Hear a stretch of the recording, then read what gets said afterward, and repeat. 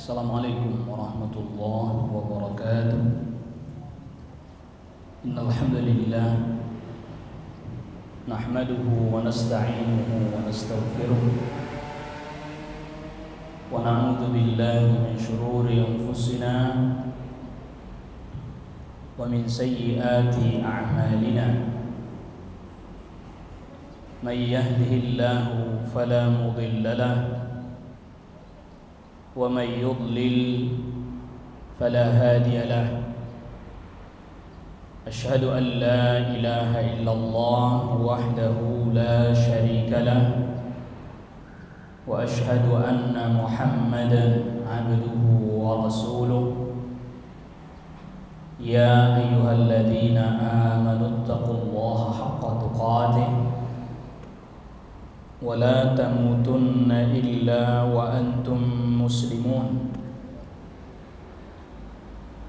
يا أيها الناس اتقوا ربكم الذي خلقكم من نفس واحدة وخلق منها زوجها وبث منهما رجالا كثيرا ونساء واتقوا الله الذي تساءلون به والأرحام إن الله كان عليكم رقيبا. يا أيها الذين آمنوا اتقوا الله وقولوا قولا سديدا يصلح لكم أعمالكم ويغفر لكم ذنوبكم ومن يطع الله ورسوله فقد فاز فوزا عظيما. أما بعد فإن أصدق الحديث كتاب الله وخير الهدي هدي محمد صلى الله عليه وسلم وشر الأمور محدثاتها وكل محدثة بدعة وكل بدعة ضلالة وكل ضلالة في النار.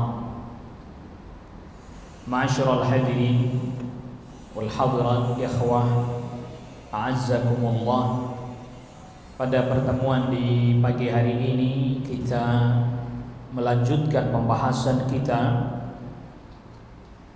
pada kitab Fiqhus Sirah.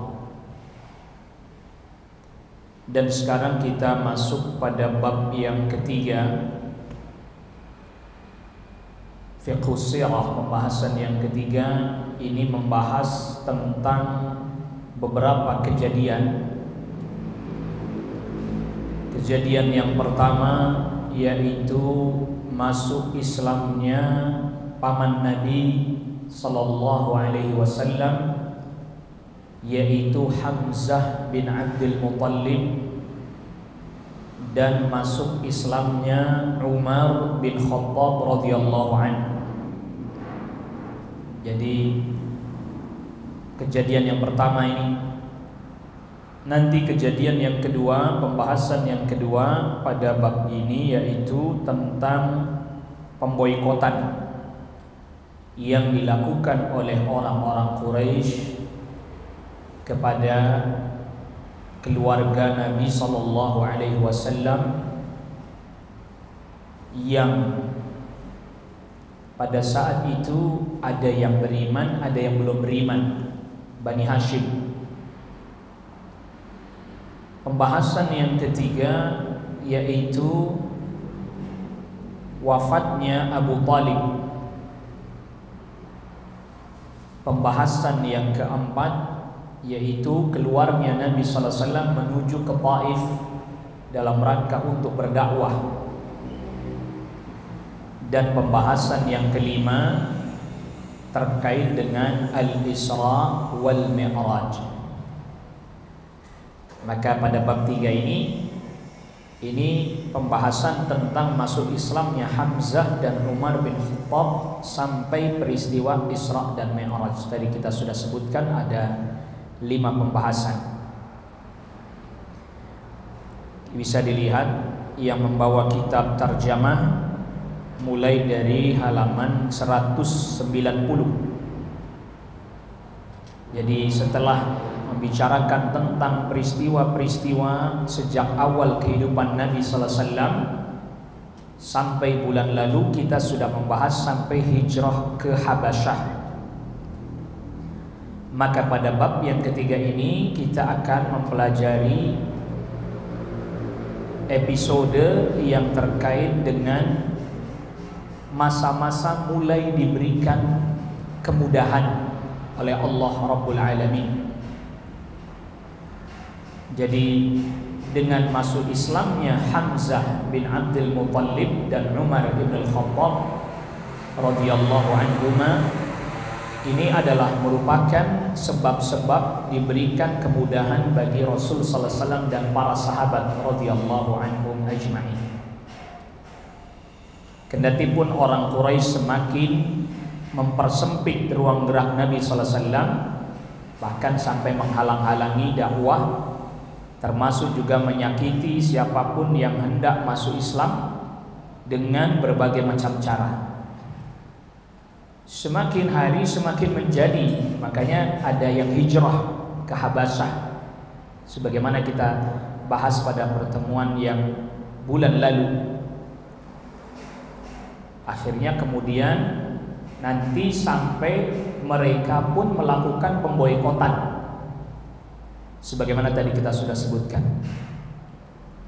Ini pemboikotan nanti terjadi pada tahun 7 kenabian dan berakhir sekitar tahun 10 kenabian pemboikotan.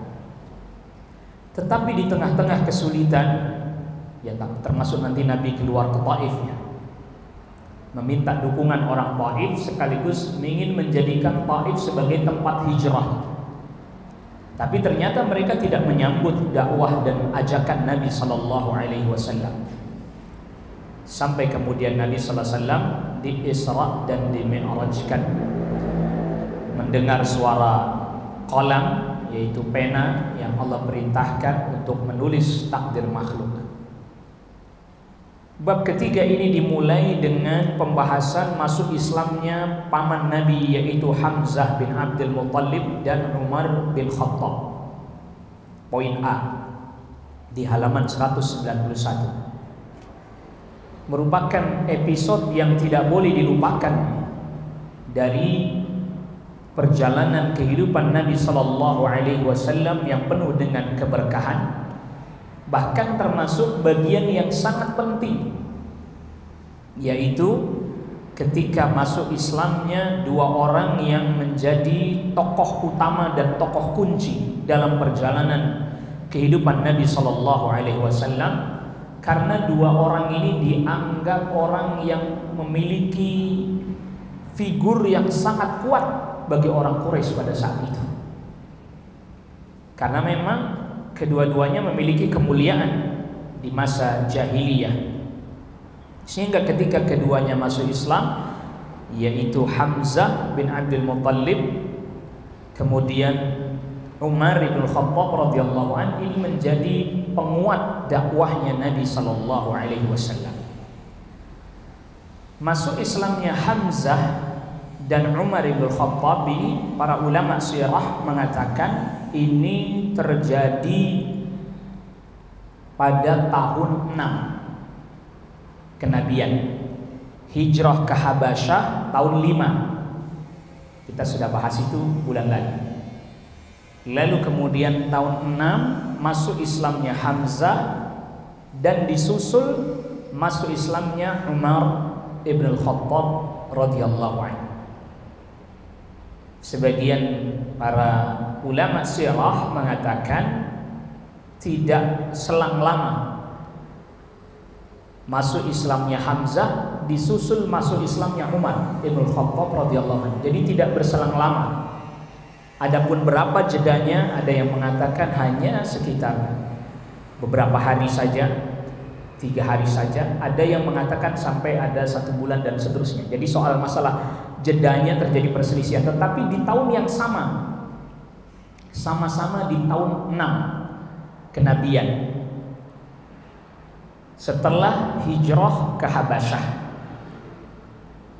Adapun tentang sebab mengapa masuk Islamnya Hamzah bin Abdul Muttalib, ini yang pertama yang dibahas.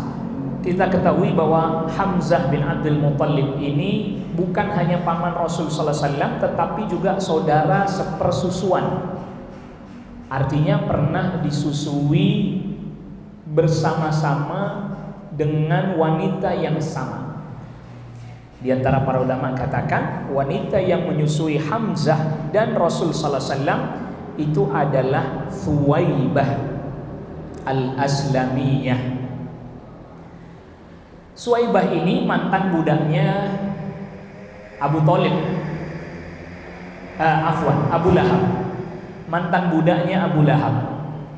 Jadi ketika Abu Lahab mendengar kelahirannya Rasul sallallahu alaihi wasallam, saking gembiranya, sebagian para ulama sirah mengatakan Abu Lahab sedang duduk di majelis judi, Pak. Ya kan, termasuk kebiasaan orang di masa itu berjudi. Sedang duduk di majelis judi, lalu kemudian dia dapat kabar keponakannya lahir. Abu Lahab bergembira, senang, sampai akhirnya kemudian budaknya yang namanya Thuwaibah al-Aslamiyah dimerdekakan. Yang lalu kemudian Thuwaibah pun sempat menyusui Rasul sallallahu alaihi wasallam beberapa saat. Nah, Hamzah pun dahulu pernah disusui oleh Thuwaibah al-Aslamiyah. Jadi yang namanya saudara sepersusuan, mau jaraknya jauh kayak apa, tetap saudara sepersusuan. Jadi misalnya ada seorang wanita punya anak, katakanlah laki-laki, lalu kemudian datang anak laki-laki punya orang lain disusui sama dia. Sudah lama anaknya sudah besar yang pernah disusui, atau anak susuannya pernah. Lalu datang lagi anak kecil lagi disusui, walaupun jaraknya jauh tetap aja saudara apa?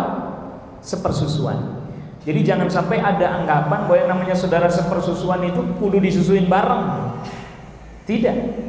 Yang satu udah dewasa, lalu ada anak orang lain yang kecil disusuin sama ibunya juga, maka dia jadi saudara sepersusuan walaupun yang satu sudah besar, sudah dewasa. Jadi jangan sampai ada persangkaan namanya saudara sepersusuan disusuin bareng. Kadang nggak bareng masanya waktunya, tapi dia disusui oleh ibu sepersusuan yang sama. Itu penting untuk kita ketahui. Nah, keislamannya Hamzah bin Abdul Muttalib ini sebagaimana disebutkan di dalam kitab-kitab sirah, bisa dilihat yang bawa terjemah dari halaman 191 192 tentang kisah masuk Islamnya paman Nabi Hamzah bin Abdul Muttalib. Satu ketika, ini sebab Islamnya Hamzah. Satu ketika Abu Jahal bertemu dengan Rasul sallallahu alaihi wasallam di Bukit Safa.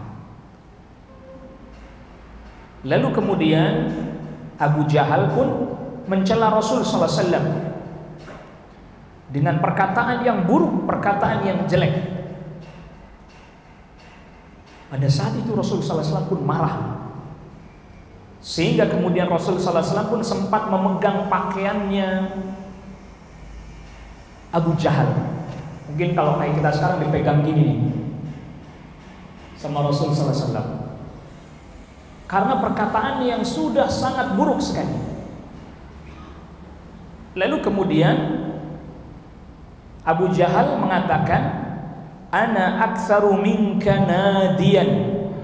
Hai Muhammad, Anda jangan coba-coba berani sama saya ya. Bahasa kita begitulah. Saya ini pengikutnya lebih banyak daripada Anda. Pengikut saya lebih banyak daripada pengikut Anda. Jadi jangan Anda macam-macam berani-berani sama saya. Lalu Allah Subhanahu wa taala turunkan firman-Nya, "Falyad'u nadiyah sanad'uz zabaniyah." Di sini tidak disebutkan kisah yang seperti ini karena ini kisah ringkas saja. Kalau yang mau lebih luas silahkan baca Ar-Rahiqul Makhtum karyanya Syekh Safiyur Rahman Al-Mubarakfuri. Jadi cerita ini saya ambilkan dari sana. Diceritakan lagi di sini karena di bukunya ceritanya cuman ringkas di buku ini. Hanya cuman satu halaman kurang lebih hanya di sini diceritakan. Nah, singkat cerita, setelah kejadian itu tadi turun firman Allah Subhanahu wa taala, "Falyad'u nadiyah." Silakan Abu Jahal memanggil pengikutnya. "Sanad'u zabaniyah." Kami akan panggilkan malaikat Zabaniyah. Malaikat Zabaniyah itu adalah salah satu malaikat yang ditugaskan di neraka. Ia gak akan sanggup, mau pengikutnya Abu Jahal sebanyak apapun menghadapi satu malaikat bukan lawannya. Jangankan pengikutnya Abu Jahal, manusia yang setinggi Nabi Adam 60 hasta, kurang lebih sekitar 30-an meter lah Pak. 60 hasta itu kurang lebih 30-an meter. Itu manusia yang sebesar Nabi Adam banyak sekalipun dan tingginya seperti Nabi Adam, itu bukan lawannya satu malaikat Pak. Bukan lawannya satu malaikat, bukan. Apalagi pengikutnya Abu Jahal yang di belakang yang pastinya nggak mungkin tingginya sampai 30 meter. Paling 2 meter paling tinggi karena sudah akhir zaman. Silakan dia panggil pengikutnya Abu Jahal. Kami panggil Zabaniyah. Yang pasti itu bukan lawannya. Ketika kejadian itu terjadi, nah kalau di sini ada mengatakan Rasul nggak bicara apa-apa. Memang Rasul nggak bicara apa-apa, tapi turun wahyu. Rasul marah, begini Rasul nggak bicara apa-apa. Lalu kemudian Abu Jahal mengatakan, namanya Amr bin Hisham, nama aslinya. Dia berkata, saya akan panggil pengikut saya, jangan macam-macam kamu. Turun ayat kepada Nabi Sallallahu Alaihi Wasallam, yang itu membuat Nabi Sallallahu Alaihi Wasallam tenang, tentram. Yang artinya seberapa banyak pun pengikutnya Abu Jahal tidak akan pernah bisa menandingi para malaikat yang diutus oleh Allah Rabbul Alamin untuk memenangkan kaum muslimin. Tidak usah khawatir. Nabi nggak bicara apa-apa, turun wahyu sudah. Ketika itu terjadi, ada seorang budak perempuan milik orang yang bernama Abdullah bin Jud'an. Dia mengetahui hal itu. Iya, budak perempuan miliknya Abdullah bin Jud'an. Ngelihat itu, ngelihat kejadian itu. Nah, lantas kemudian Hamzah bin Abdul Muttalib, kejadian sudah berlalu, Rasul sudah pulang sallallahu alaihi wasallam. Abu Jahal pun duduk-duduk di satu tempat yang disebut dengan Darun Nadwah. Jadi di Masjidil Haram, dan perlu kita ketahui juga, dulu tuh yang namanya Masjidil Haram tuh ya Pak, Ka'bah di tengah, udah tanah lapang aja. Sekelilingnya rumah-rumah penduduk Pak. Kalau sekarang kan enggak, dibatasi ada tembok-tembok. Itu enggak, Ka'bah di tengah, tanah lapang, sekelilingnya rumah-rumah penduduk. Termasuk di situ ada mungkin kalau kita sekarang semacam kayak pendopo, balai rum. Disitulah tokoh-tokoh Quraisy seringkali duduk-duduk berbincang-bincang.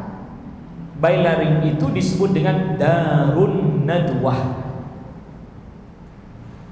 Hamzah bin Abdul Muttalib radhiyallahu an pulang dari berburu. Salah satu aktivitas yang dilakukan oleh Hamzah bin Abdul Muttalib adalah berburu. Namanya berburu pasti bawa busur, bawa anak panah, dan seterusnya, berburu. Dan orang-orang Quraisy itu biasa sudah, panah berkuda itu biasa mereka. Dan memang itu aktivitas mereka. Ya, jadi kita tidak usah aneh. Dan memang olahraganya orang Quraisy itu berkuda memanah.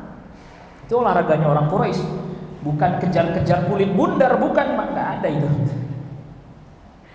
Itu olahraganya olahraga, mungkin bahasa kita olahraga laki-laki betulan itu. Olahraga yang sekaligus latihan berperang. Pulang dari berburu. Nah, biasanya Hamzah bin Abdul Muttalib ini pulang berburu itu memang tawaf dulu. tawaf dulu. Tidak langsung pulang ke rumah, tetapi tawaf dulu. Ketika hendak menuju Masjidil Haram, tiba-tiba pembantunya Abdullah bin Jud'an ini menghampiri Hamzah. Hai Hamzah, tahukah engkau apa yang dilakukan oleh Abu Jahal kepada keponakanmu? Ada apa memang? Dia mencelanya dan seterusnya diceritakan. Marahlah Hamzah bin Abdul Muthalib masuk.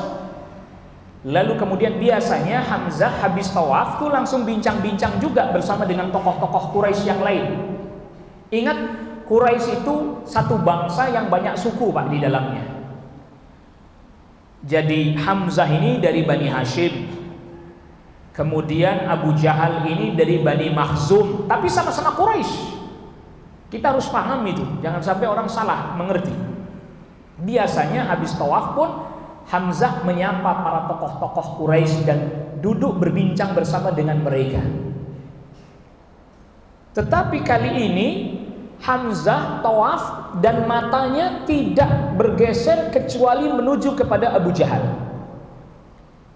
Selesai tawaf, langsung turun dari kudanya, langsung dia hampiri Abu Jahal yang sedang duduk-duduk bersama dengan tokoh-tokoh Quraisy. Busurnya ini, bagian ujung busur kan tumpul, tidak tajam. Bukan anak panahnya ini. Bagian ujung bawah busur ini kan tumpul, dipukulkan ke kepalanya Abu Jahal oleh Hamzah. Orang-orang Bani Makhzum, sukunya Abu Jahal, yang ada pada saat itu marah berdiri, udah mau ngeroyok ini. Macam-macam ini tokoh kami diperlakukan seperti ini, itu sampai terluka. Kepalanya Abu Jahal sampai terluka. Akhirnya kemudian kata Abu Jahal, sudah. Memang saya yang salah. Saya yang telah mencela keponakannya. Sudah. Kata Hamzah berkata kepada Abu Jahal, "Atashtumuhu?" Kamu mencela keponakan saya. Tahukah engkau, fa ana ala dinihi aqulu ma yaqul. Saya mengikuti agamanya dan saya pun meyakini seperti yang dia yakini. Saya pun mengatakan seperti apa yang dia katakan. Kalau mau kamu bantah, silakan bantah. Kata Hamzah kepada Abu Jahal. Orang-orang yang tadi sudah mau nyerang, sudah diperintahkan Abu Jahal, sudah duduk. Udah gak usah. Emang saya yang salah. Saya telah mengatakan perkataan yang buruk kepada keponakan. Di Hamzah spontan karena saking dia kesel. Ini bukan karena agama, bukan ini sebenarnya. Lebih kepada faktor klan, kedekatan, famili, keluarga dan kerabat. Jadi ini hamiyah qabaliyah namanya. Panas, terbakar, tapi karena faktor kesukuan dan kekerabatan. Masa keponakan saya diperlakukan gak benar begini? Singkat cerita, selesai kejadian itu Hamzah pulang. Sampai di rumah, dia baru memikirkan perkataan yang baru saja dia ucapkan kepada Abu Jahal. Kepikirannya gimana? Kok saya ngomong saya ngikutin agamanya ya? Padahal dia belum ngikutin agamanya. Nabi sallallahu alaihi wasallam belum. Kepikiran. Gimana ini? Udah terlanjur ngomong. Tapi memang orang Quraisy itu aslinya mereka itu pantang bicara kecuali pasti ditunaikan. Aslinya mereka begitu. Jadi makanya kayak Abu Jahal dan yang lainnya yang tidak mau menerima Islam, mereka nggak mau mengucapkan la ilaha illallah, nggak mau Pak. Bukan mereka tidak bisa mengucapkan, itu bahasa mereka, fasih mereka daripada kita. Bukan mereka tidak paham. Bukan mereka nggak mengerti. Bahkan para ulama katakan lebih mengerti Abu Jahal tentang makna la ilaha illallah dibandingkan sebagian orang Islam hari ini yang nggak mau belajar. Makanya dia nggak mau mengucapkan karena dia tidak mau mengamalkan konsekuensinya. Jadi dia tidak mau ngucapinnya bukan karena tidak tahu, bukan karena nggak bisa, bukan karena nggak ngerti dan tidak paham, karena tahu kalau udah mengucapkan itu harus melaksanakan konsekuensinya. Apa itu konsekuensinya? Meninggalkan peribadatan kepada berhala. Itu konsekuensinya. Meninggalkan ibadah kepada Allah melalui berhala-berhala. Jadi mereka nyembah Allah tapi lewat berhala, itu dengan kesyirikan. Mereka harus meninggalkan itu, sedangkan itu sudah dianggap atau bahkan diyakini itu tradisi nenek moyang. Maka kalau mereka mengucapkan la ilaha illallah, mereka harus meninggalkan tradisi nenek moyang mereka yang bertentangan dengan la ilaha illallah, dan itu yang membuat mereka berat. Itu nanti akan dibuktikan ketika Abu Thalib menjelang wafat. Hamzah kepikiran, gimana ini? Udah terlanjur ngomong, tidak mungkin ditarik lagi. Kalau misalnya saya ngomong terus saya ternyata tidak mengikuti agamanya keponakan saya, berarti saya bohong. Pantang. Bagi orang Quraisy bohong itu pantang. Makanya Syekh Safir Rahman Al-Mubarakfuri di dalam Ar-Rahiqul Maktum itu menjelaskan di antara sifat-sifat yang telah Allah tanamkan pada orang-orang Quraisy, di antaranya itu tadi. Kalau sudah bicara, ya dia tunaikan konsekuensinya. Gak ada ngomong terus dia gak tunaikan konsekuensinya, gak ada. Makanya gak ada orang munafik pada periode Mekah, gak ada orang munafik, gak ada. Yang ada ya mukmin kafir. Kalau yang iman beneran, kalau yang kafir kafirnya juga beneran gitu. Nggak pakai abu-abu gitu, pura-pura tapi tidak menunaikan konsekuensinya, nggak ada. Itu terjadi nanti di Madinah, dan itu bukan Arab Quraisy, lain lagi itu Arabnya. Begitu. Makanya kalau ada orang suka ngomong, oh jangan ke Arab-Araban, tanya Arab yang mana. Kadang orang ngomong Arab itu nggak ngerti Arab itu yang mana, jenisnya yang mana, macamnya yang mana, suku bangsanya yang mana, nggak ngerti itu. Ya, belajar sirah janda itu di Arab yang mana? Karena Quraisy dengan Arab yang ada di Yaman berbeda, walaupun sama-sama Arab, karakter tipikalnya berbeda, sifat-sifatnya berbeda, tidak sama. Akhirnya Hamzah pun dikuatkan hatinya oleh Allah Rabbul Alamin. Jadi habis kejadian itu, malamnya merenung. Akhirnya esok harinya Hamzah pun mendatangi Rasul sallallahu alaihi wasallam di Darul Arqam. Di rumahnya sahabat Al-Arqam ibnu Abil Arqam. Itu juga sudah kita bahas di pertemuan-pertemuan sebelumnya. Datang. Jadi pada saat itu kalau mau ketemu Rasul sallallahu alaihi wasallam, Darul Arqam. Tapi tentu Hamzah cari informasi dulu, karena rumahnya sahabat Al-Arqam ibnu Abil Arqam dijadikan sebagai majelis, kalau bahasa kita sekarang majelis taklim. Jadi majelis ilmu. Karena kan nggak boleh terang-terangan di luar, nggak boleh sama orang-orang Quraisy, tokoh-tokoh Quraisy nggak boleh. Maka akhirnya dipilihlah rumahnya Al-Arqam ibnu Abil Arqam, itu di sekitaran Bukit Sofa. Akhirnya Hamzah pun datang kepada Nabi sallallahu alaihi wasallam, dibukakan pintu, Hamzah masuk, lalu kemudian Hamzah pun mengucapkan kalimat tauhid di hadapan Rasul sallallahu alaihi wasallam dan disambut oleh para sahabat yang lain. Ini masuk Islamnya Hamzah bin Abdul Muttalib. Lalu kemudian selanjutnya masuk Islamnya Umar ibnul Khattab radhiyallahu anhu. Ini mulai kalau di buku terjemah ini halaman 193. Umar ibnul Khattab radhiyallahu anhu termasuk tokoh dari satu suku Quraisy namanya, atau kabilah Quraisy namanya Bani Adi. Quraisy juga tapi beda suku, Bani Adi. Ini saya sebutkan agar kita lebih mengerti dan lebih paham lagi. Seperti yang pernah saya sampaikan, yang sulit mempelajari sirah itu diantaranya adalah menghafalkan kabilah-kabilahnya, itu Pak yang susah itu.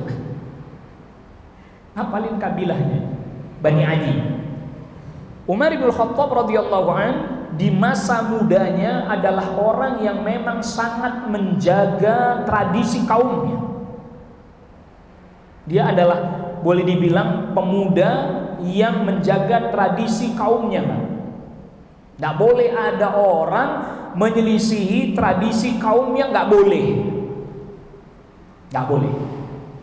Itu yang melatar belakangi Umar bin Khattab radhiyallahu anhu sangat membenci Rasulullah sallallahu alaihi wasallam dan para sahabat radhiyallahu anhum ajma'in, karena dalam pandangan Umar ini orang-orang merubah-rubah tradisi.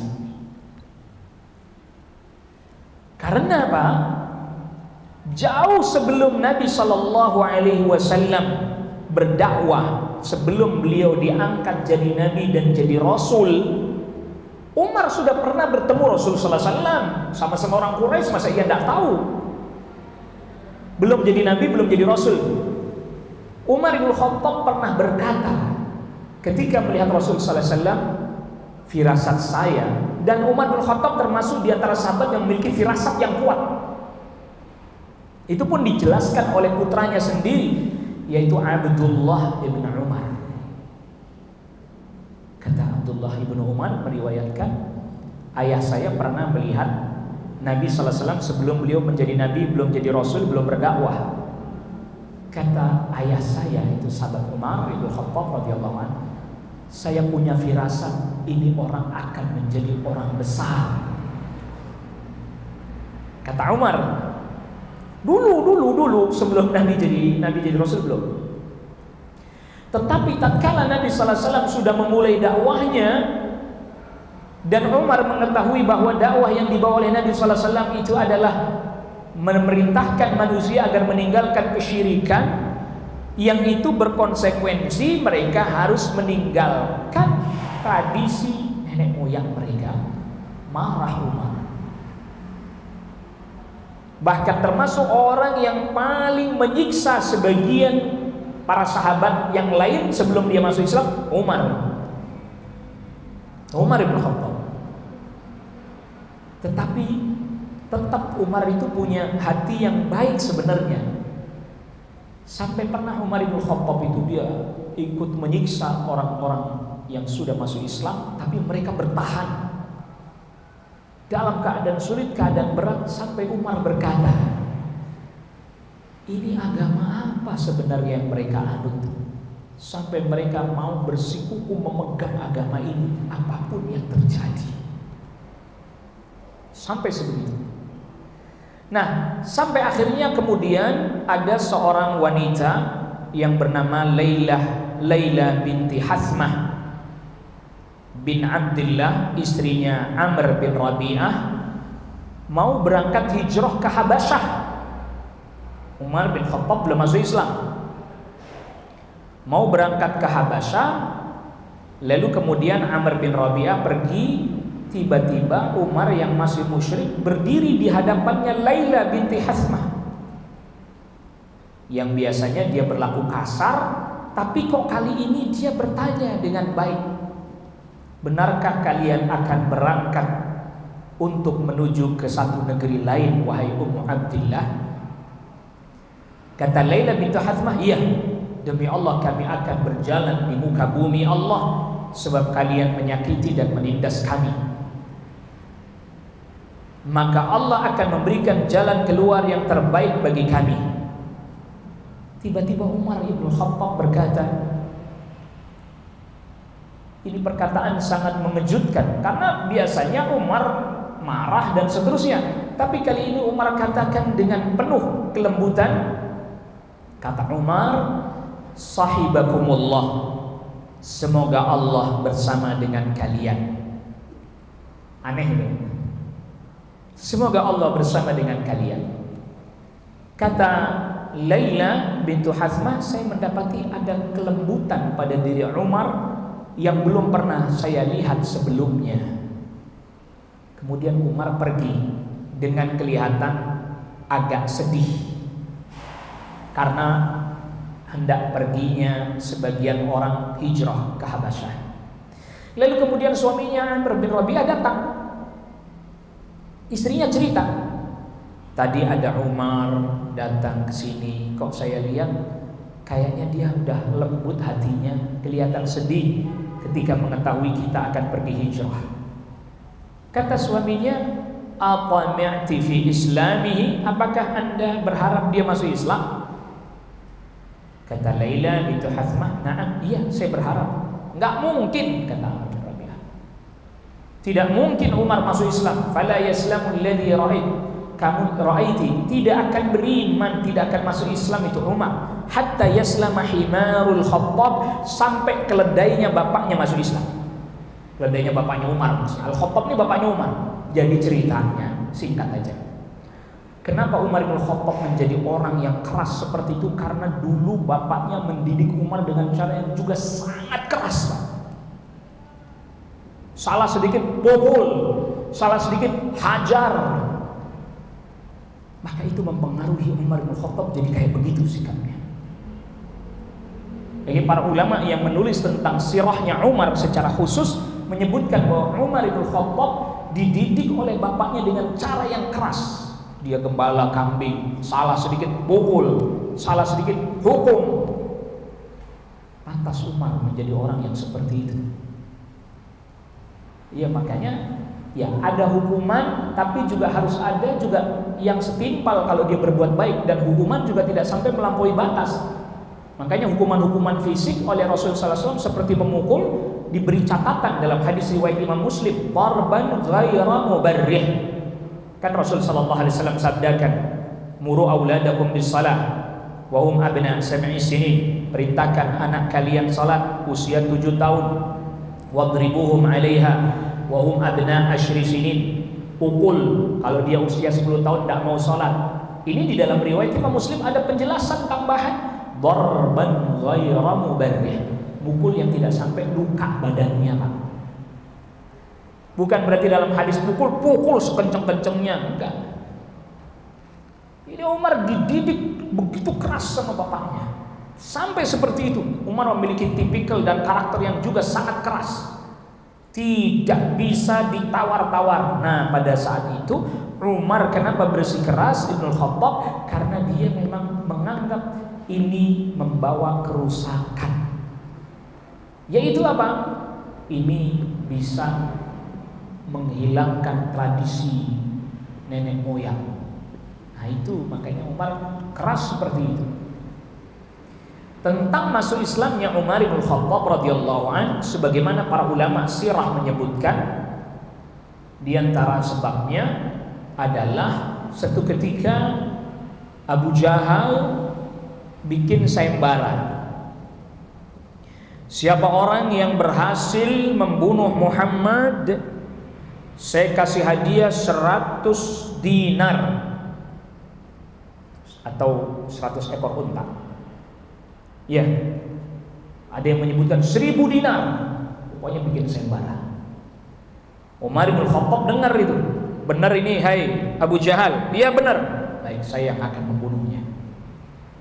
Akhirnya kemudian Umar bin Khattab radhiyallahu an menyeret pedangnya hendak menuju ke tempat Rasul sallallahu alaihi wasallam. Tiba-tiba ada orang di jalan menegur, "Ya Ibn al-Khattab, ila aina ya Ibn al-Khattab? Mau kemana kamu, hai Umar bin Khattab, mau kemana kamu?" "Saya mau bunuh Muhammad." "Kenapa kamu bunuh dia?" "Ah, ini dia udah ngacak-ngacak tradisi kita ini. Dia sudah bikin kacau negeri kita ini. Negeri kita aman, tentram, dia acak-acak, dirubah-rubah sama dia ini." Kata orang ini, "Apa Anda tidak malu?"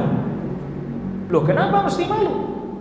Adik Anda sendiri sudah ngikutin Muhammad." "Oh, yang benar Fatimah bintul Khattab." Namanya Fatimah juga. Maka orang dulu tuh yang bedain ya binnya, bintinya. Kalau nggak percaya datangin saja. Akhirnya betul Umar bin Khattab datang ke rumahnya Fatimah bintul Khattab. Sudah masuk Islam bersama dengan suaminya Sa'id bin Zaid. Ternyata di rumahnya Fatimah bintul Khattab, suaminya sedang, ada juga Fatimah bintul Khattab bersama suaminya, ada sahabat Khabbab ibnul Arat. Khabbab ibnul Arat ini punya catatan Al-Quran. Jadi kalau ke Darul Arqam, dia catat apa yang Nabi sallallahu alaihi wasallam sampaikan dari wahyu Allah, dicatat. Mereka ternyata sedang membaca Al-Quran. Jadi Khabbab ibn al-Arat mengeluarkan catatan, Sa'id bin Zaid baca, yang Fatimah dan Khabbab mendengarkan. Dan memang baca tulis itu sesuatu yang tidak dibiasakan di masyarakat Quraisy, tetapi ada di antara mereka yang bisa baca, bisa nulis. Namun secara persentase lebih banyak yang tidak membaca dan menulis karena mereka mengandalkan hafalan. Jadi mereka nggak perlu mencatat, orang mereka hafal. Di antara mereka tuh hafal nasab mereka tanpa harus lihat catatan. Sehingga namanya menulis membaca itu bukan sesuatu yang spesial di zaman itu, karena yang spesial di zaman itu orang yang kuat hafalannya, bukan orang yang punya catatan. Ketika mereka baca, datang Umar. Tiba-tiba Umar mengetuk pintu. Lalu kemudian Khabbab bin al-Arat ngambil catatan itu, catatan Al-Quran itu disimpannya, dia ngumpat sembunyi. Oh, ini Umar nih datang, sembunyi. Setelah sembunyi, Fatimah bintul Khattab yang bukakan pintu. Saya dengar sesuatu tadi, apa itu? Enggak, Anda mungkin salah dengar aja. Jangan kamu bicara yang enggak. Sa'id bin Zaid pun mendekat, adik iparnya. Marah, singkat cerita, marah. Akhirnya Sa'id bin Zaid pun dipukul sampai terjatuh. Fatimah bintul Khattab berusaha melerai pun dipukul juga sama Umar bin Khattab radhiyallahu anhu. Ketika kena Fatimah bintul Khattab, Umar mulai reda, kena adiknya sendiri. Pukulannya kena adiknya sendiri, dia mulai reda. Kemarahannya mulai reda, pelan-pelan reda. Apa sebenarnya yang kalian baca? Engkau tidak boleh membacanya, wahai Umar. Dirimu najis, maksudnya akidahnya. Akhirnya Khabbab ibn al-Arat keluar, bawa itu catatan. Kalau Anda mau baca, ya Anda harus suci dulu. Sebagian riwayat mengatakan begitu. Singkat cerita pun Umar pun membacanya, dan itu firman Allah Subhanahu wa taala yang surah Taha, ma anzalna ilaikal Qur'an litashqa, dan seterusnya. Kata Umar bin Khattab radhiyallahu anhu, ini bukan perkataan manusia. Jadi banyak terjadi orang-orang itu membenci ajarannya Rasul sallallahu alaihi wasallam karena terprovokasi oleh perkataannya musuh. Mereka tak pernah dengar langsung dari Rasulullah sallallahu alaihi wasallam.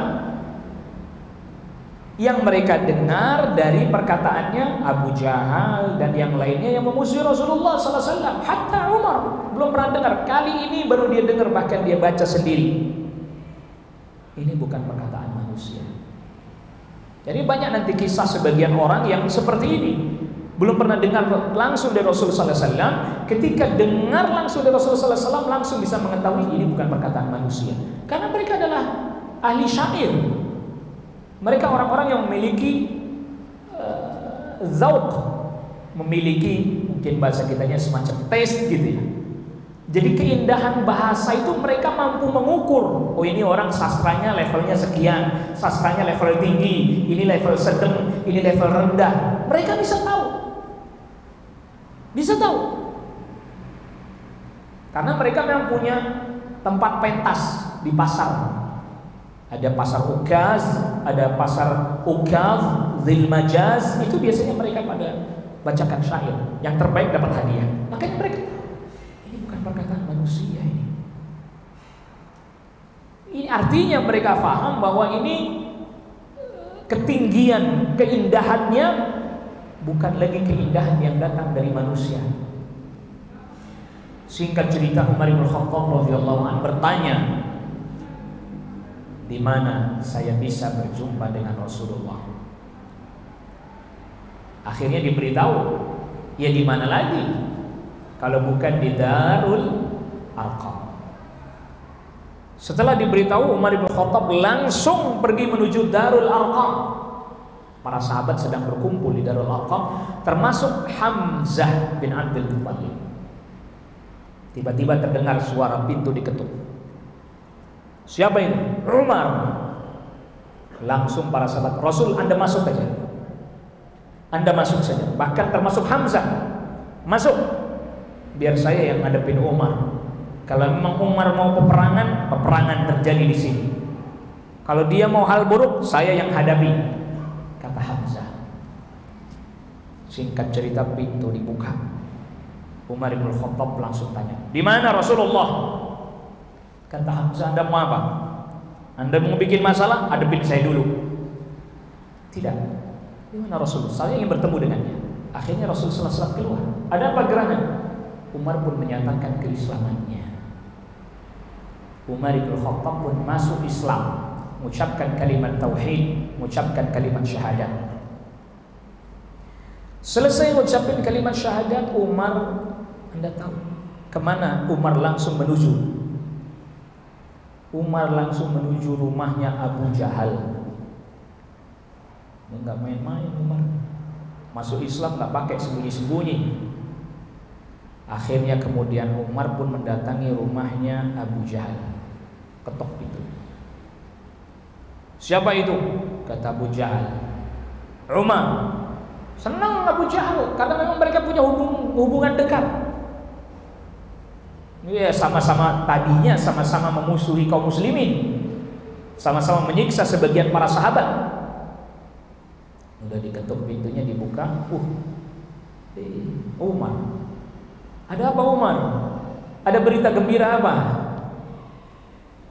Kata Umar, "Saya sudah mengikuti agamanya Muhammad." Tiba-tiba berubah wajahnya Abu Jahal, memerah, langsung masuk ke dalam rumah, pintu ditutup, jebret, udah gak pakai bicara lagi. Ada yang meriwayatkan jarak antara Islamnya Hamzah dan Umar bin Khattab cuma 3 hari doang. Hamzah duluan, baru kemudian Umar bin Khattab masuk Islam. Nah, setelah itu, jadi singkat cerita, ketemu Abu Jahal marah udah. Tadinya udah seneng nyambut, "Oh selamat datang saudaraku." Nggak tahunya ternyata kasih berita buruk. "Qabbahakallah wa qabbaha ma ji'ta bih." Sungguh alangkah buruk, semoga Allah menjadikan engkau orang yang buruk dan menjadikan kabar berita yang kau bawa ini kabar berita yang terburuk. Setelah itu kemudian Umar bin Khattab bertanya kepada anaknya Abdullah bin Umar, "Orang Quraisy itu siapa ya yang biasanya suka ngasih berita, menyampaikan berita, menghabarkan pengumuman atau menyampaikan pengumuman?" Namanya Jamil ibn Muammar al-Jumahi. Akhirnya kemudian besoknya Umar bersama dengan anaknya Abdullah bin Umar ngikutin di belakang Abdullah bin Umar ke tempatnya Abdullah bin Jumahi. Lalu kemudian Jamil bin Muammar al-Jumahi, akhirnya kemudian Umar katakan kepada Jamil, "Saya sudah masuk Islam, saya sudah ngikuti agamanya Muhammad." Ini Jamil gak ngomong apa-apa. Setelah dikasih tahu itu, langsung dia pergi menuju ke pintu Masjidil Haram. Umar ngikutin di belakang. Sampai di depan pintu Masjidil Haram, dia berkata, "Ya ma'syara Quraisy." Jamil ngasih tahu orang-orang, "Ya ma'syara Quraisy, ala inna ibn al-Khattab qad sabba." Ketahuilah sesungguhnya Umar bin Khattab qad sabba, itu kalau kita terjemahkan bebas, dia udah meninggalkan agama nenek moyang kita. Bahasanya kita, dia sudah murtad. Ketika tokoh-tokoh Quraisy mendengar hal itu, marah mereka. Berani ada orang terang-terangan ini. Para sahabat yang lain masuk Islam gak berani terang-terangan, sembunyi-sembunyi. Ini Umar masuk Islam terang-terangan, diumumin di pintu Masjidil Haram. Sebagian riwayat menyebutkan itu orang-orang langsung mendatangi Umar, didatangin kayak dikepung gitu. Bahkan mereka siap menyerang Umar. Umar bin Khattab bilang, "Ya kalian kalau mau perang sama saya, peranglah ayo. Gak usah 1 lawan 1, kalian semua maju, saya ladenin semuanya." Umar. Tapi akhirnya mereka tidak jadi melakukan hal itu. Ya mereka pulang. Gak usah masalah ini sama Umar. Repot ini urusannya. Akhirnya singkat cerita mereka pun bubar dengan penuh kekesalan. Kesel pakai banget lagi. Orang yang kita harapin belain kita malah justru jadi musuh kita hari ini, malah belain musuh kita. Dan memang ini termasuk salah satu diijabahnya doanya Nabi sallallahu alaihi wasallam. Nabi sallallahu alaihi wasallam pernah berdoa, Allahumma aizzal Islam bi ahadil umarain. Ya Allah, muliakanlah Islam dengan salah satu dari kedua orang yang depannya Umar, tapi yang satunya Amr, Pak. Yang pertama Umar bin Khattab, yang kedua Amr bin Hisham, Abu Jahal. Rasul pernah berdoa itu sebagaimana diriwayatkan dari Imam Tirmidzi. Ya Allah, muliakan Islam dengan salah satu dari kedua orang yang nama depannya Umar. Yang pertama Umar bin Khattab, yang kedua Amr bin Hisham, yaitu Abu Jahal. Tetapi memang ada riwayat sendiri lagi, riwayat khusus tersendiri lagi yang menyatakan bahwa Rasul pernah berdoa memang khusus untuk Umar. Allahumma aizzal Islam bi Umar ibn al-Khattab. Ya Allah, muliakan Islam dengan Umar ibn Khattab. Dan Allah kabulkan doanya Rasul sallallahu alaihi wasallam, yang masuk Islam Umar ibn Khattab, bukan Amr bin Hisham alias Abu Jahal. Lalu kemudian Umar bin Khattab radhiyallahu anhu datang kepada Rasul sallallahu alaihi wasallam, bertanya kepada Rasul sallallahu alaihi wasallam, wahai Rasulullah, bukankah kita ini berada di atas kebenaran? Rasul sallallahu alaihi wasallam katakan, iya betul. Fa fima al-ikhtifa? Kalau begitu buat apa kita ngumpet? Kalau begitu buat apa kita sembunyi-sembunyi? Kita di atas kebenaran kok. Jadi kenapa kita yang sembunyi-sembunyi? Kan mereka yang batil, kita yang hak. Kenapa kita sembunyi-sembunyi? Maka setelah Umar mengatakan itu kepada Rasulullah SAW, ya sudah, kaum muslimin keluar menunaikan ibadah di Masjidil Haram.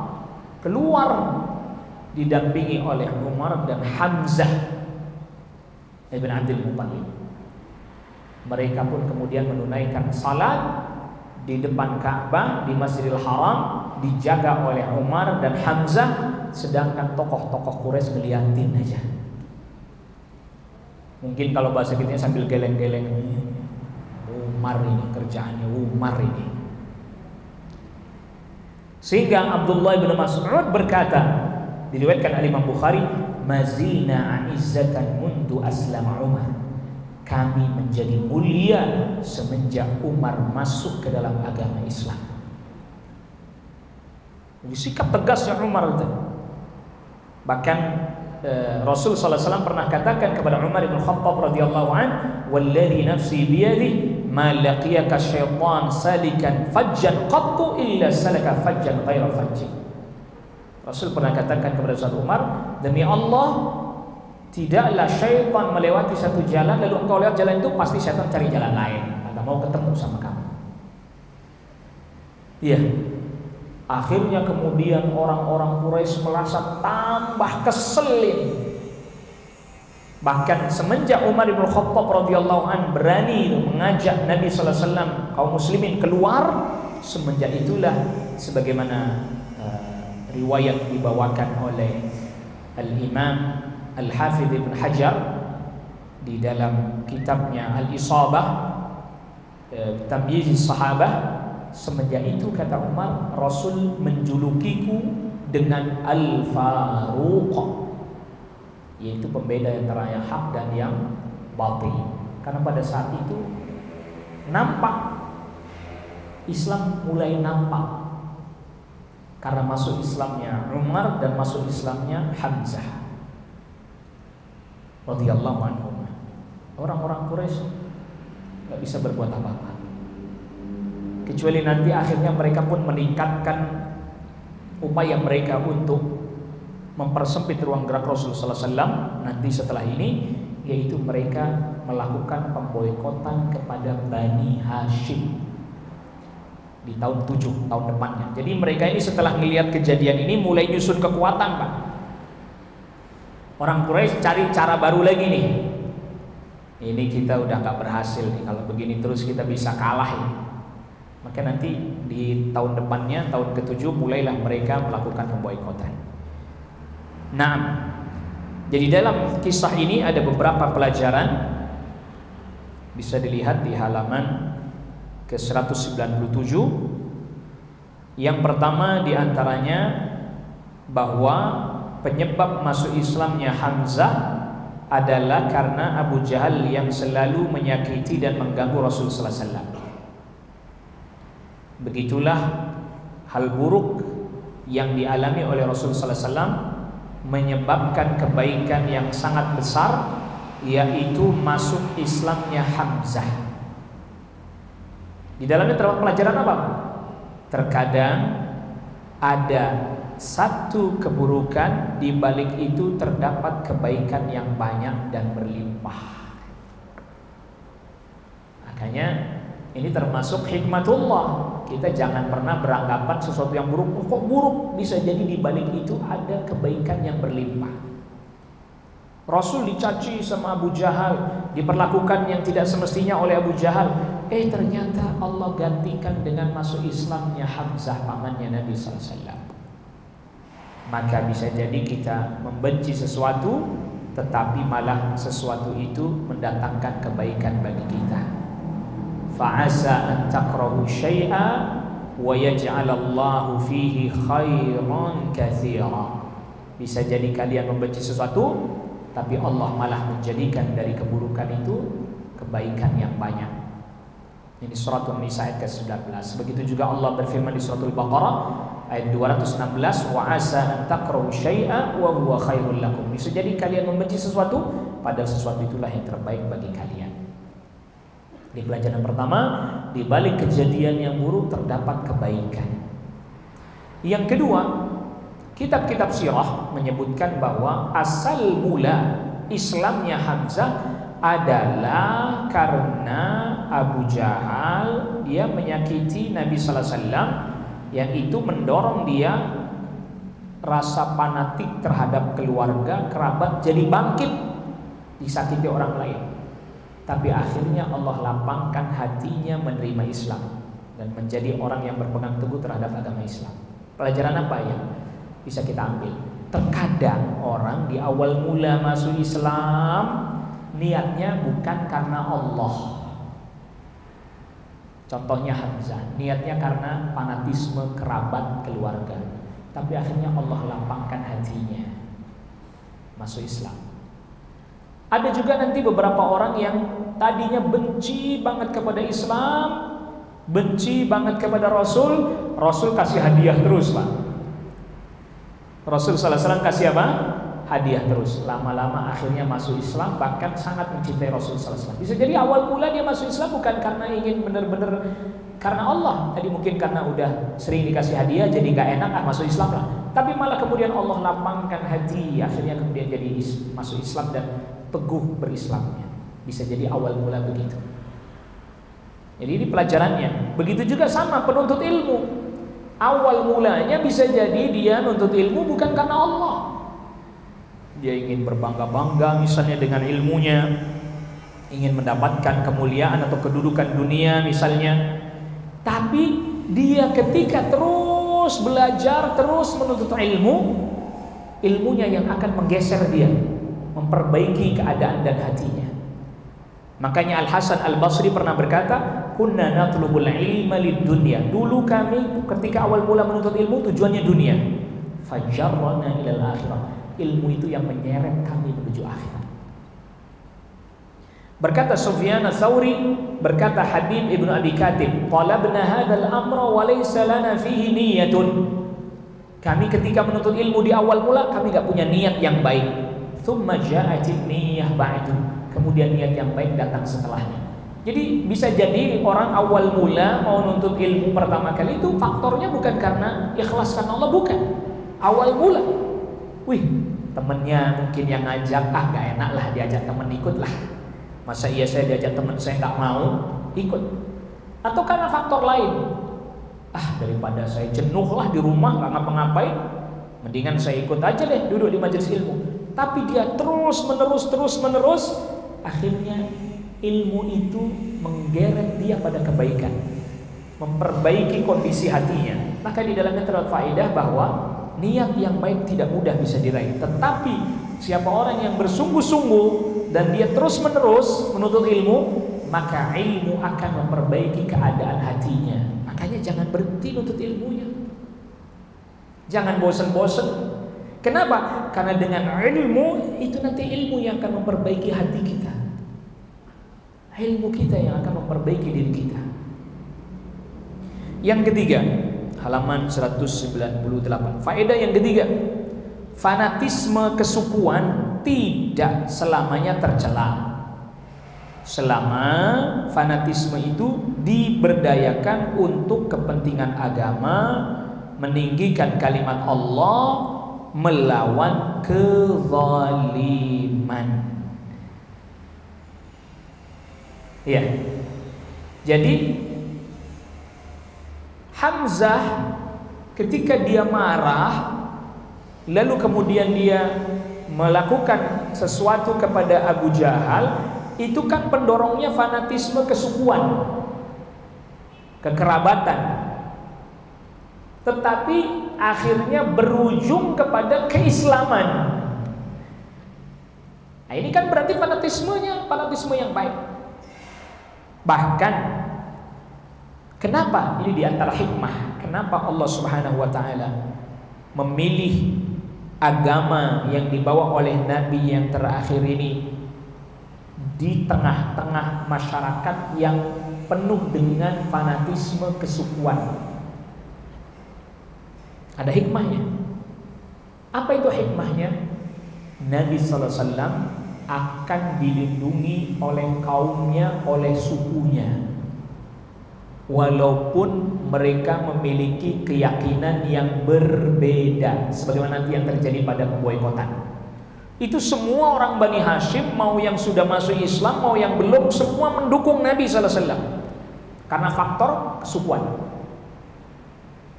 Kalau seandainya Nabi SAW tinggal bukan di satu kaum yang ada fanatisme kesukuan, bisa jadi sukunya nyerahin Nabi SAW ke suku lain. Udah nih, terserah, mau kalian bunuh, mau kalian ngapain, terserahlah, kami gak mau tanggung jawab, toh dia juga beda sama kami agamanya.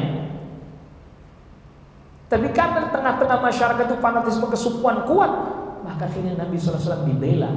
Ditambah lagi memang sukunya Nabi SAW adalah suku yang paling mulia pada saat itu di Makkah, Bani Hashim. Bahkan bukan hanya Nabi, ada sebagian, tapi sebagian kecil, sebagian para sahabat yang dia dilindungi oleh kaumnya, oleh sukunya, oleh kabilahnya. Siapa diantaranya? Abu Bakar As-Siddiq radhiyallahu anhu. Kita tidak banyak mendengar perilaku buruk dari orang Quraisy kepada sahabat Abu Bakar. Kenapa? Kaumnya Bani Taim namanya. Sukunya namanya Bani Taim. Bani Taim melindungi Abu Bakar As-Siddiq radhiyallahu anhu. Walaupun keyakinannya berbeda, tapi soal kesukuan mereka tetap solid. Macam-macam suku Quraisy yang lain kami perangi.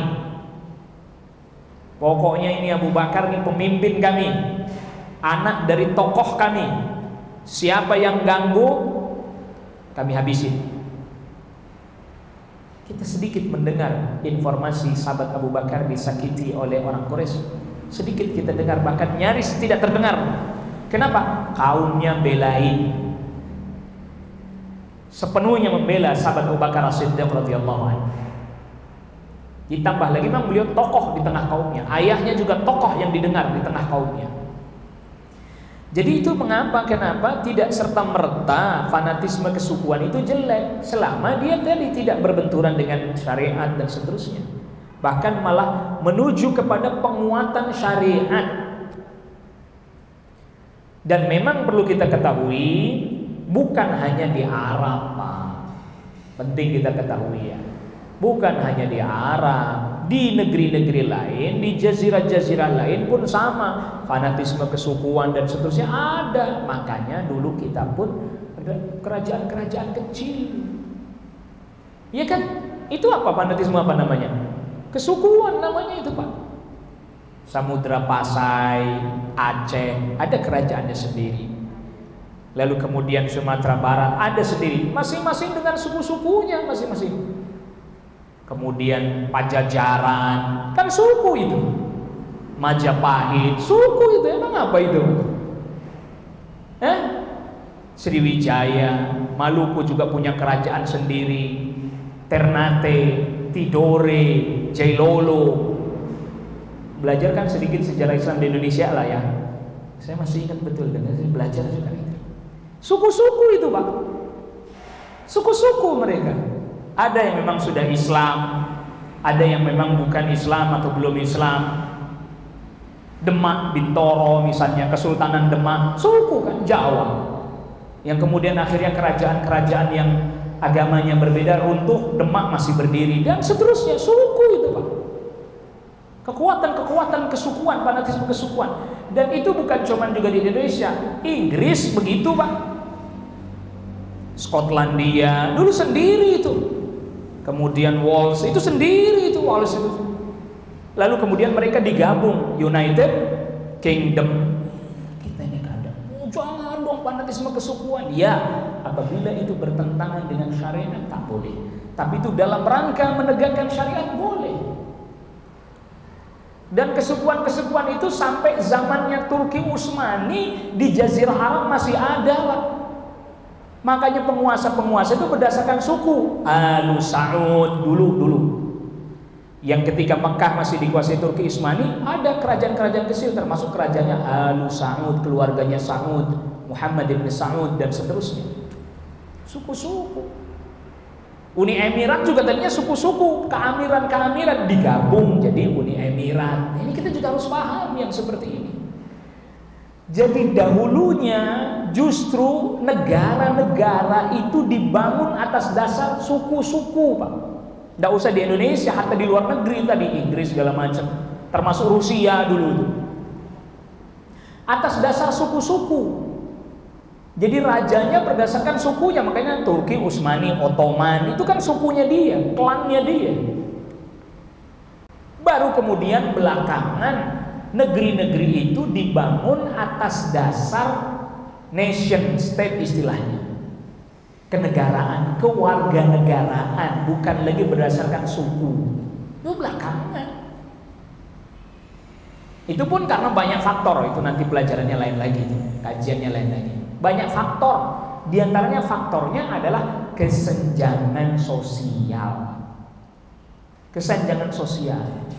Makanya kemudian di Indonesia masih zamannya prakemerdekaan, zamannya masih Cokro Aminoto, Syarikat Islam. Rusia sebelumnya itu kerajaan Tsar, rajanya pakai gelarnya Tsar namanya. Itu ada namanya istilah pemberontakan Bolshevik namanya, yang kemudian meruntuhkan kekaisaran yang ada di Rusia pada saat itu, yang akhirnya kemudian dibentuklah negara bersatu Uni Soviet. Stalin belakangan kemudian disebut Stalin, tokoh sosialis. Karena pada saat itu mereka memberontak sebab raja-raja yang dari suku tertentu itu yang berkuasa hanya memperkaya diri dan sukunya saja. Sehingga kemudian kaum bawah, kaum proletar namanya, sampai sekarang masih begaung tuh Pak istilah kaum proletar atau kaum bawah, kaum buruh memberontak. Dan perlu kita ketahui bahwa pada saat itu yang berkuasa bukan kerajaan Islam, kerajaan salah satu agama yaitu Nasoro. Jadi mereka berontaknya kepada para penguasa yang pada saat itu agamanya Nasoro, bukan Islam. Cuman hempasan euforia nation state di negeri-negeri itu masuk ke negeri-negeri kaum muslimin, termasuk Turki. Akhirnya kemudian Mustafa Kemal Atatürk yang dianggap sebagai bapak modern bangsa Turki menggulingkan kekhalifahan karena menurut dia sudah nggak sesuai. Itu pun terinspirasi dari Rusia dan seterusnya itu cerita lanjutannya aja nanti, kapan-kapan disambung lagi. Ya, jadi ini tidak selamanya fanatisme kesukuan. Makanya hari ini jangan kita mudah terpengaruh juga. Oh, nggak boleh itu fanatisme kesukuan. Tinggal dilihat bertentangan atau tidak, atau dia malah memperkuat syariat. Makanya hari ini misalnya Saudi, Arab Saudi, itu dicela karena Saudinya, karena itu kesukuan dan seterusnya. Banyak orang celah, tinggal dilihat aja. Dia mendukung syariat, menegakkan syariat atau tidak, gitu. Kata kuncinya di situ. Maka kata kuncinya bukan dia bentuknya kingdom, kerajaan, bukan bentuknya jumhuriyah. Jumhuriyah itu suara mayoritas. Republik itu dalam bahasa Arab namanya jumhuriyah. Negara republik, karena dia dibangun atas dasar suara mayoritas. Jumhur itu kan mayoritas. Bukan itu sebenarnya kata kuncinya satu negara. Dia menegakkan aturan syariat atau tidak di negeri tersebut. Mau bentuknya kingdom, mau bentuknya jumhuriyah, mau bentuknya apa, asalkan dia tegakkan aturan syariat. Yang keempat, faedah yang keempat, keutamaan membela Rasul sallallahu alaihi wasallam. Sebab berkat pembelaannya Hamzah kepada Rasul sallallahu alaihi wasallam, Allah bukakan pintu hati Hamzah bin Abdul Muttalib sehingga dia menerima hidayah dan masuk Islam. Jadi ketika masih kufur, Hamzah bela Rasul. Lalu kemudian dengan sebab itu dia masih belum beriman, akhirnya dia beriman. Tetapi tentu juga ada yang belain Rasul tapi sampai matinya tidak beriman. Siapa dia? Abu Talib. Tetap hidayah mutlak milik Allah Rabbul Alamin. Yang kelima, faedah kelima, halaman 199. Di dalam kisahnya Laila bintu Abi Hathmah tadi, yaitu istrinya Amir bin Rabi'ah, kita mengambil faedah kita tidak boleh berputus asa dari keimanan seseorang. Walaupun dia sangat musuhin Islam, walaupun dia banyak berbuat kemaksiatan. Contohnya ini, Laila bintu Hathmah ketika ditanya sama suaminya, kamu berharap dia masuk Islam? Gak mungkin dia masuk Islam. Sampai keledai bapaknya masuk Islam. Keledai gak mungkin masuk Islam bahkan. Tetapi Laila bintu Hathmah tidak pernah berputus asa. Saya lihat ada potensi Umar masuk Islam. Kita juga sekarang misalnya ada orang yang memusuhi Islam dan seterusnya, ya kita tetap berharap semoga Allah berikan dia hidayah dan akhirnya kemudian membela Islam. Bukanlah sesuatu yang nggak mungkin. Nyatanya Allah balikkan hatinya sahabat Umar bin Khattab radhiyallahu anhu sehingga kemudian masuk Islam, bahkan menjadi orang yang paling membela Islam setelah dia masuk Islam.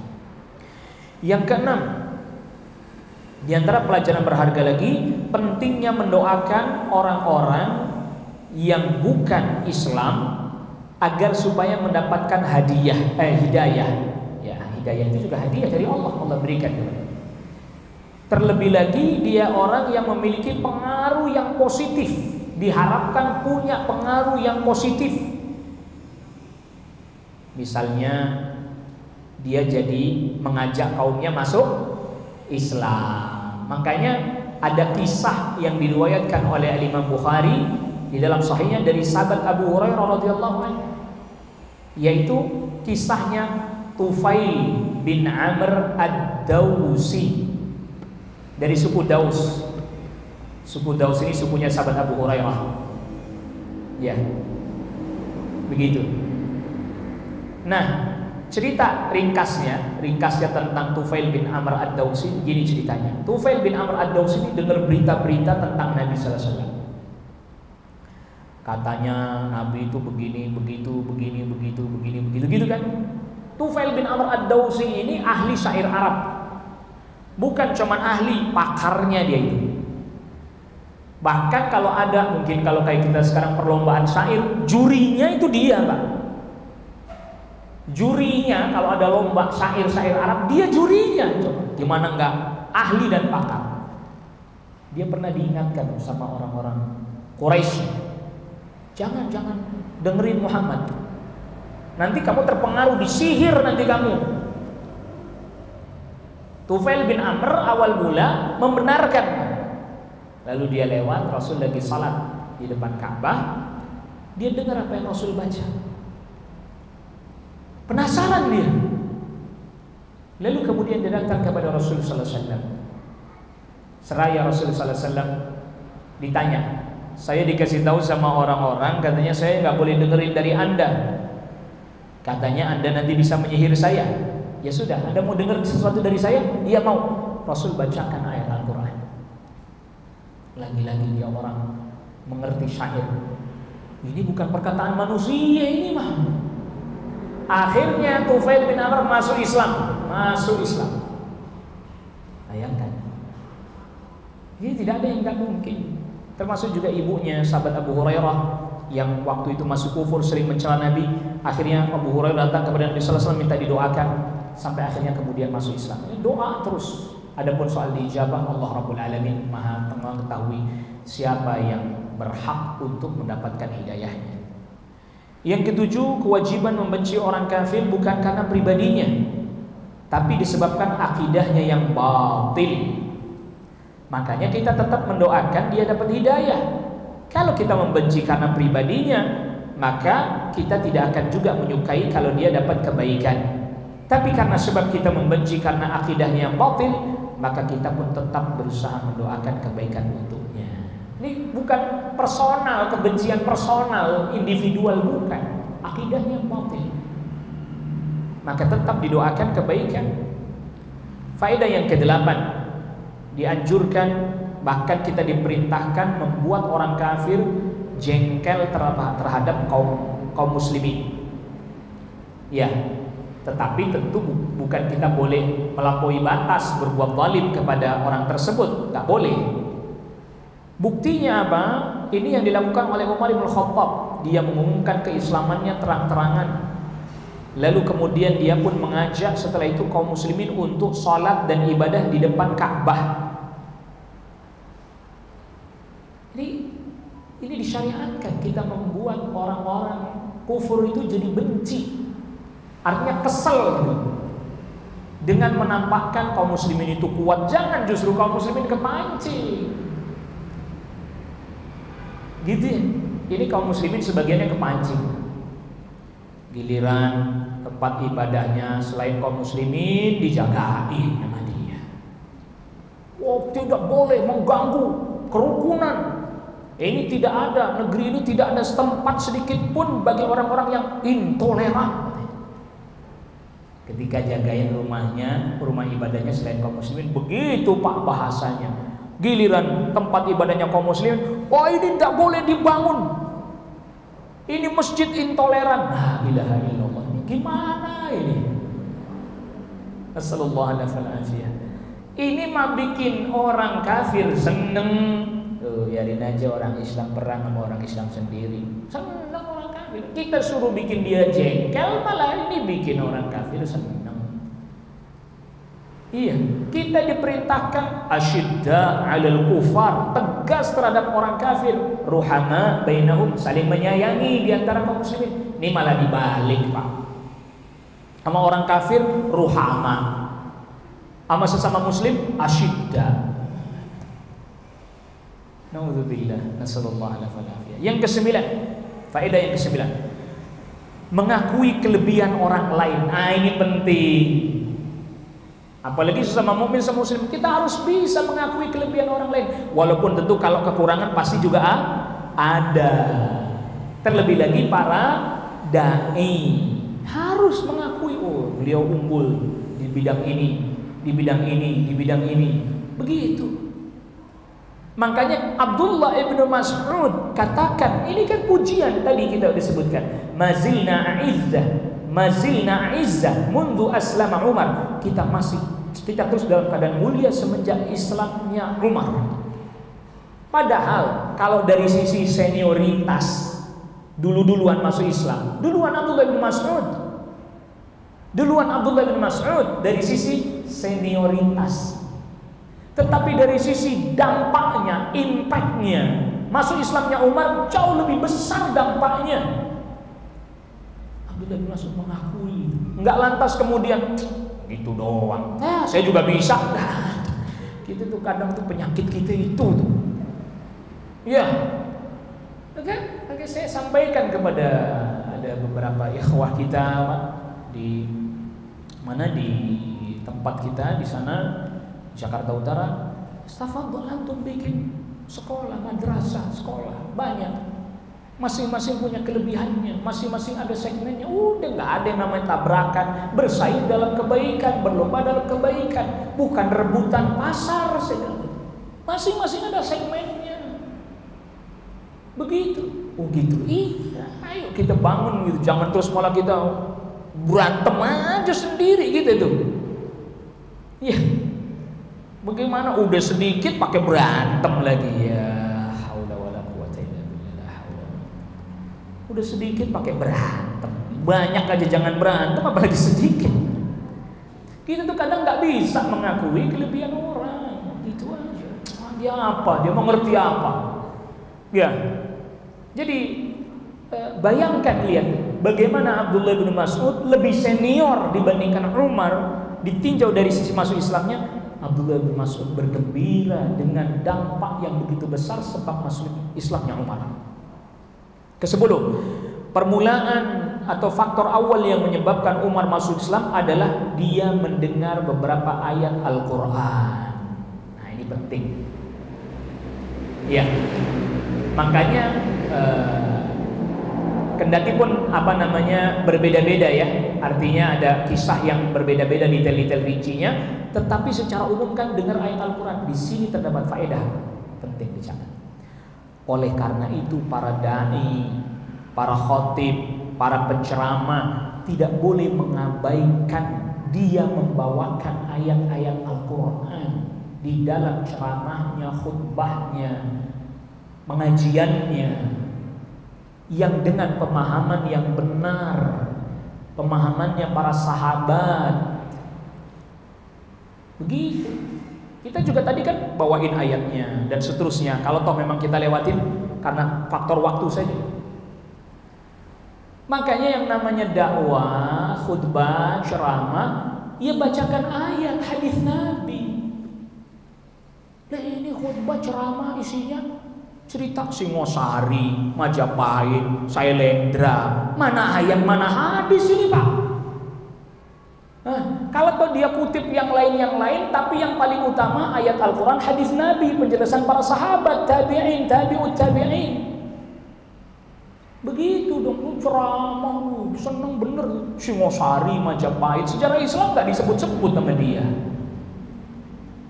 Sejarahnya Nabi SAW malah naudzubillah dia cela Nabi. Nabi SAW katanya kecilnya juga nyolong jambu. Astagfirullahaladzim. Giliran apa itu yang lagi rame itu, Joko Tingkir minum dawet aja rame. Joko Tingkir minum dawet geger, marah, nggak terima. Nabi dia bilang nyolong jambu. Astagfirullah. Nyolong mangga gimana sih orang? Nabinya dia celah sendiri. Ya, kita juga bukan berarti boleh mencela tokoh Islam, ulama Islam, nggak boleh juga. Tapi kan nggak fair gitu. Nggak apple to apple. Di satu sisi dia mencela Nabi SAW, cuek-cuek aja. Tapi giliran ada orang yang dianggap mencela Joko Tingkir minum cendol, itu kan wajar aja sih Pak sebenarnya. Emang nggak boleh Joko Tingkir minum cendol? Kita nggak celah Joko Tingkirnya nggak. Perbuatan minum cendol itu kan mubah. Nabi nyolong mangga kan haram Pak. Nggak apple to apple dong. Coba, yang mubah dia komplain, yang haram diabaikan. Tapi tetap dakwah itu menyoroti masalah, bukan person-person. Maka saya berusaha tetap nggak nyebut personnya siapa fulan, nggak boleh. Ya, yang disoroti apa? Permasalahannya. Ini ada hal yang nggak fair ini. Kenapa nggak fair? Ya saya itu tadi. Nabi dengan entengnya dia bilang. Nabi kalau kecil-kecilnya juga ya kayak kita, nyolong mangga, nyolong jambu, nyolong loh Pak, ini bahasanya mencuri loh. Nah minum cendol kan halal, kenapa dia komplain? Emang minum cendol doang, emang nggak boleh minum dawet, ya.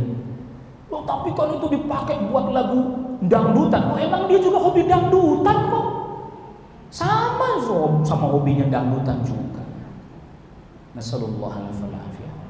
Itu terserah jamaah ya, saya nggak pernah nyebut orang. Adapun pikiran Anda tertuju pada orang itu masing-masing Anda, saya nggak bisa batasin namanya pikiran orang. Jadi harus kita pahami, ini orang udah kacau-kacau. Nabi, dia nggak ada cemburu-cemburunya terhadap nabinya, terhadap rasulnya, nggak ada. Tapi giliran tadi, ya kita juga tidak mengatakan bahwa mencela ulama boleh, tidak, mencela tokoh boleh, nggak boleh. Tapi itu kan perkara mubah. Mencuri itu haram, nggak sama. Yang ke-11, ketika Umar bin Khattab masuk Islam dan menemui Rasul sallallahu alaihi wasallam di rumahnya Al-Arqam, dia kemudian mengetuk pintu. Para sahabat pun takut melihat Umar sedang mengetuk pintu karena mereka belum mengetahui bahwa Umar telah masuk Islam. Oleh karena itu Rasul sallallahu alaihi wasallam sendiri yang beranjak membukakan pintu dan menarik kerah baju Umar. Pada saat itu Umar menyatakan keislamannya dengan bersyahadat bahwa tidak ada yang diibadahi dengan benar melainkan hanya Allah dan Nabi Muhammad sallallahu alaihi wasallam adalah utusan Allah. Para sahabat mendengar pernyataan Umar, seketika mereka bertakbir menandakan gembira. Begitulah kaum muslimin ketika ada hal yang menggembirakan, bertakbir, tidak bertepuk tangan seperti yang dilakukan oleh orang-orang non-muslim. Kita kalau gembira Allahu Akbar, begitu, bukan berikan aplaus dulu. Enggak begitu. Iya kan? Enggak. Nah, ini penting. Jadi kalau kita meniru ini ya, ketika kita ada gembira, misalnya ada sebagian kita dapati ada sebagian orang kafir masuk Islam, menyatakan keislaman, syahadat, lalu kemudian orang Allahu Akbar, enggak masalah. Ya karena itu menunjukkan apa? Kegembiraan, dan seperti itu bukan bertepuk tangan. Justru bertepuk tangan itu adalah kebiasaan sebagian orang kafir, bahkan termasuk di zaman Rasulullah SAW. Ketika nanti ada kisahnya, ketika Mi'raj, pulang dari Isra Mi'raj, sebagian orang kafir diceritakan oleh Nabi Sallallahu Alaihi Wasallam bahwa Nabi Sallallahu Alaihi Wasallam pergi ke Masjidil Aqsa semalam, pulang lagi. Mereka ada yang begini, Pak. Artinya apa? Mereka tepuk tangan menandakan menolak, mendustakan. Jadi terkadang mereka bertepuk tangan, kalau yang sekarang karena gembira, kadang bertepuk tangan karena menolak. Nah ini kata Syekh Muhammad bin Shalih Al-Utsaimin rahimahullah taala, ya jangan. Apalagi terus senang tepuk tangan dengan bersiul-siul, sweet.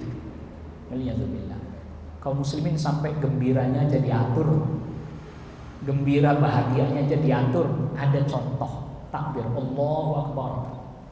Kedatipun perkataan Allahu Akbar juga pernah Rasulullah SAW ucapkan ketika ada sebagian orang yang baru saja masuk Islam meminta dibuatkan pohon Dzatu Anwa. Allahu Akbar, satu lafaz Subhanallah. Kaget, menunjukkan kekagetan. Kok kalian mintanya begini ya? Sampai gembiranya aja kaum muslimin zikir Allahu Akbar. Kagetnya zikir Allahu Akbar. Subhanallah. Wallahu ta'ala a'la wa alam. Ini yang bisa kita bahas pada pertemuan kita di kesempatan kali ini. Fadhal, silakan kalau ada pertanyaan.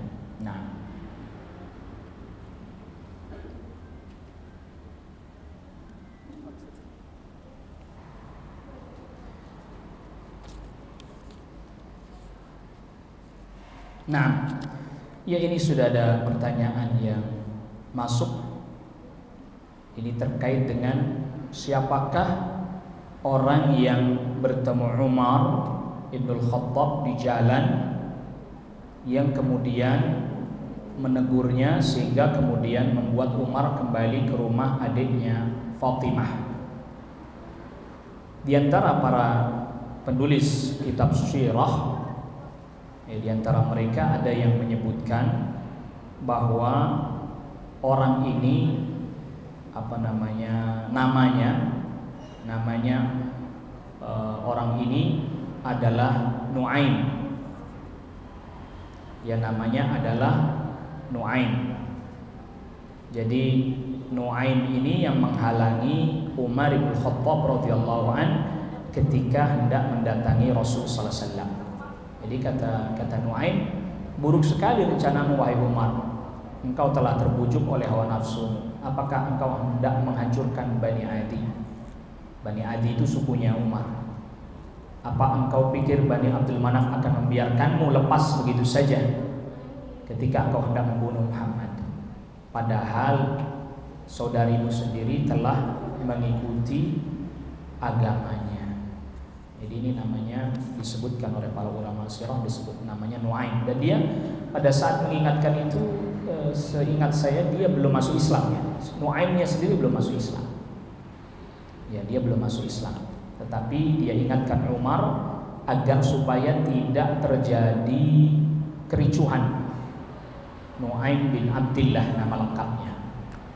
Nuaim bin Abdillah. Dia mengatakan bahwa Nuaim ini belum masuk Islam. Cuman dia katakan begitu kepada Umar agar supaya tidak terjadi kekacauan. Karena nanti kalau betul dibunuh pasti sukunya Nabi sallallahu alaihi wasallam akan membalas Umar, sehingga nanti terjadi peperangan antar suku.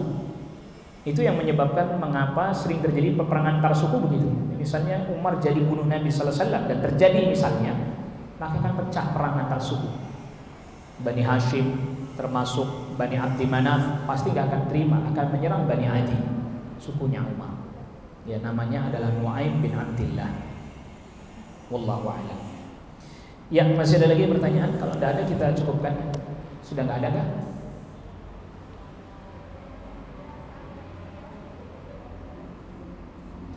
Ya, kalau sudah nggak ada kita cukupkan kajian kita kali ini. Wassallallahu ala nabiyina Muhammadin wa alihi wa sahbihi wa sallama tasliman katsira. Subhanakallah bihamdik, asyhadu an la ilaha illa anta, astaghfiruka wa atubu ilaik. Assalamualaikum warahmatullahi wabarakatuh.